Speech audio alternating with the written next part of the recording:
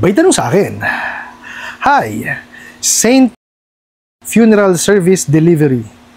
We will deliver to your delivery address. As part of our delivery process and subject to your consent, we will take a picture of your items upon arrival as proof of delivery. Proof of delivery. Please prepare your payment for your COD orders. You can pay also using GCash. If you have any questions, please call the number.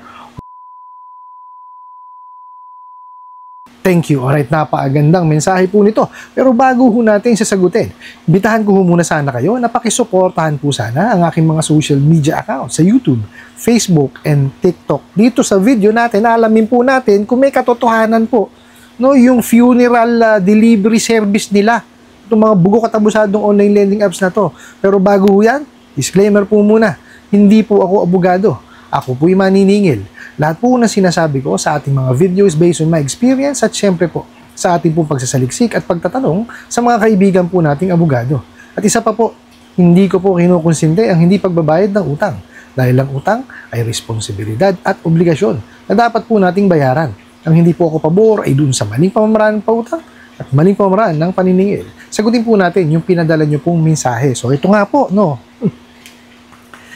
May nag-message ho, no? Sabi, hi daw po, no, sa Saint Funeral Service daw po, delivery. Okay. Doon po muna tayo. Ano ho ba talaga? Delivery service ba yan? Or funeral service? Diba? Maski sila, nakukonfuse na pagsasama eh. Diba? Hindi ho po pwedeng magkasama yun. Biruin mo, funeral service, tapos may delivery service. Di po ba? Tsaka saan ho kayo nakakita? Ataol, i-deliver. Oh. Meron ho ba kayo in-order? O kung wala ho kayong in-order, eh wala ho yan. No, pananakot lamang po yan. O tingnan nyo ho, napakagulo ng mensahe, o ha? Pakinggan nyo. We will deliver to your delivery address. Saan nyo pa i-deliver? Mga bugok. Diba? As part of our delivery process and subject to your consent, we will take a picture of your items. Oh, ilan ho bang ataol ang in-order ninyo? Siraulo talaga itong mga bugo katabusadong online lending apps na ito eh. Di ho ba? Upon arrival, as proof of delivery. Proof of delivery. Oh, nakita nyo? Paniniwalaan nyo po ba yung mga ganyang klase ng mensahe? Di ho ba? Paulit-ulit, di ba? Ang gulo-gulo. May maski ho siguro bata, hindi paniniwalaan ho yan eh. Di po ba? Ito lamang po. No? Wala naman ho yata kayong in-order eh. O ba't ho kayo, ba't ho kayo matatakot sa ganyan? Ito ho, taktika lamang po yan. Itong mga bugo katabusadong ahente ng online lending apps. Huwag ho nyo kakatakutan niya. Kung wala naman ho kayong in-order, bakit nyo ho tatanggapin? Di po ba? Tapos COD pa daw. Ito lamang po ha. Wala ho sigurong funeral service ang papayag po, no, ng COD at AOL.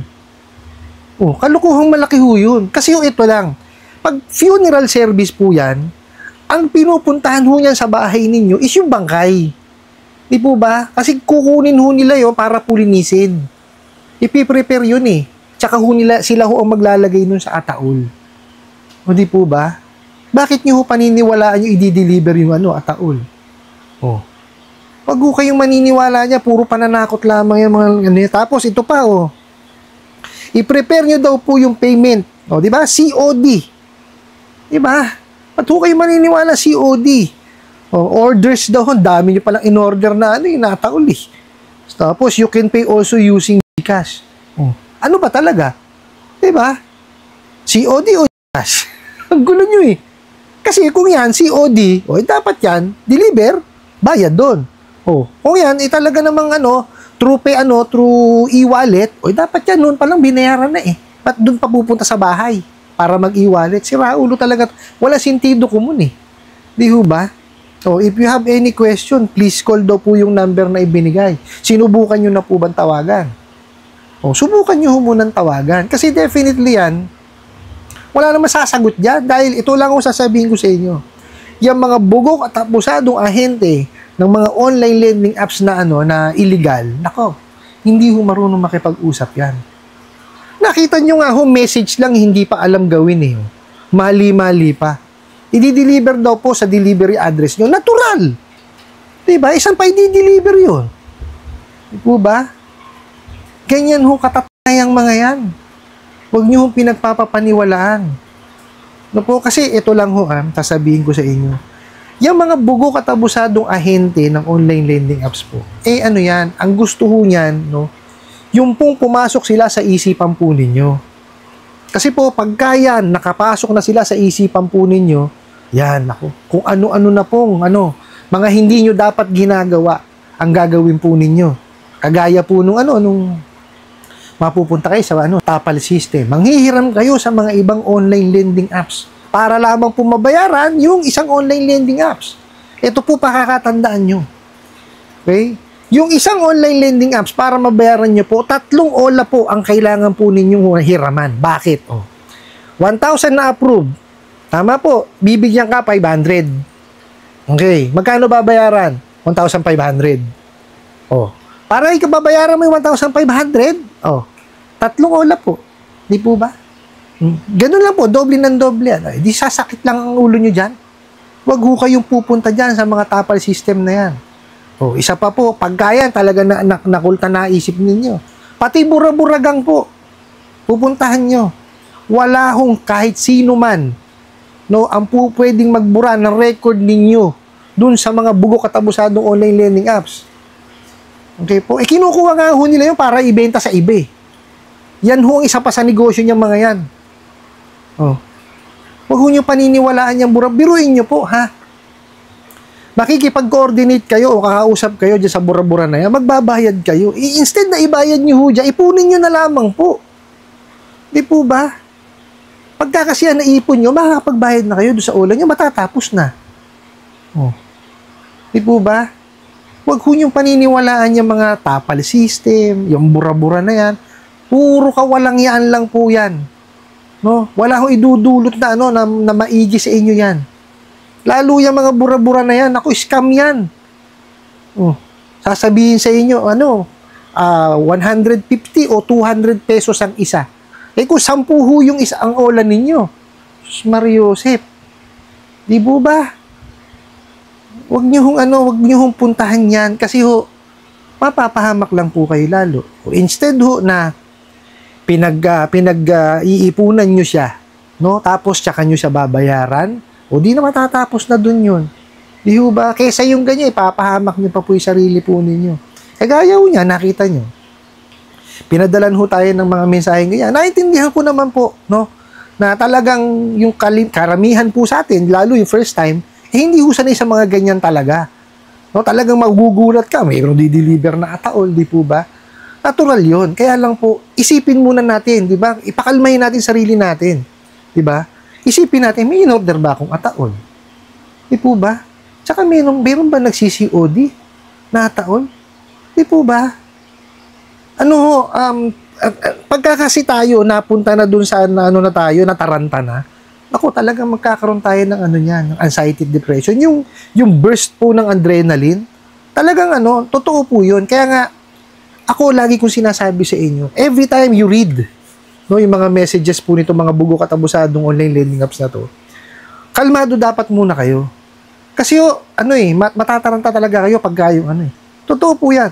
Maski pagkakausap niyo yung mga bugok na yan, kasi nasampulan ako niyan kasi nga nagamit yung aking kasama ako doon sa nanakaw, yung numero ko, doon sa contact details, tinawagan ako. Talagang convincing sila magsalita. Kung hindi mo talaga, kagaya ko, maniningil ako, gumagawa ko tayo ng video na to, di ba? Kung hindi mo talaga alam yung mga ginagawa niya mga, maniniwala ka. Ganon sila ka-convincing sa mga katarantaduhan nila. Pero, ito lang po ipapayo ko sa inyo. Before you answer, before you read, kalmado ho dapat tayo. Para at least makakaribat tayo sa kanila. Pero wag nyo babalagbagin ribat na maayos. Di ba? Sabihin nyo, bakit mo ko ginaganya? Bawal yan. May prohibition na ng fair debt collection practices tayo. Ganun ho ba? Di ba? Tapos sasabihin, may ganitong penalty, may ganito, di ba may ceiling on interest rate tayo? Di ba? Kaya nga, ginagawa ko itong mga ganitong klase ng video Para at least, meron ho kayo napupulot dito ng mga ng mga batas, na memorandum, di po ba? At least, yun po yung mapariribat nyo sa kanila. Hindi nyo sila kailangang awayin, di po ba? Yung pagbalik nyo sa kanila, na yan?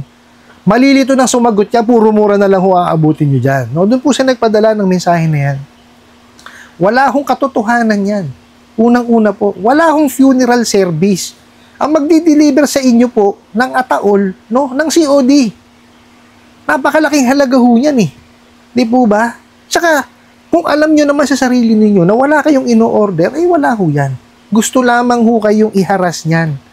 No, para ho kayo, mataranta, gumawa kayo ng mga bagay na mga hindi nyo dapat ginagawa, kagaya ho nung tapal system tsaka yung bura-bura. Ako sa inyo, pagtuunan nyo ho ng pansin, yung pong inyong hanap buhay. Para po makapag-ipon kayo ng makabayad, no? Tapos tabi nyo kung ano man yung, proof of payment. Ito lamang po ang tip ko. Pagka po yan, abusado, no? At saka yan po i-fly by night, kung magkano na lamang po, no, yung dinisburse sa inyo, yun ang bayaran po ninyo. Okay? Kasi ang kaya nilang gawin yan, manakot ng manakot. Ngayon, kung yan po ay legitimate, okay? Makipaghagil kayo. Diba? Makipag-usap kayo. Makipag-negotiate ho kayo. Matatapos din ho yan. No? Ang sa akin lamang po is, napunta na tayo dyan, bayaran natin. Tapos, pag natapos na tayo, huwag na ho natin tangkilikin. Ano po? I hope nasagot ko po itong katanungan na to at sana po yung makatulong. Maraming salamat po sa inyong walang sawang pagsuporta at panonood sa aking mga video. Maraming salamat po sa inyong pag-like, pag-share, pag-comment at pagtatanong. Ikunin ko na rin po itong opportunity na to na imbitahan po sana kayo na pakisuportahan po sana ang kayong mga social media accounts sa YouTube, Facebook, and TikTok. Hanggang sa muli po. Yun lang.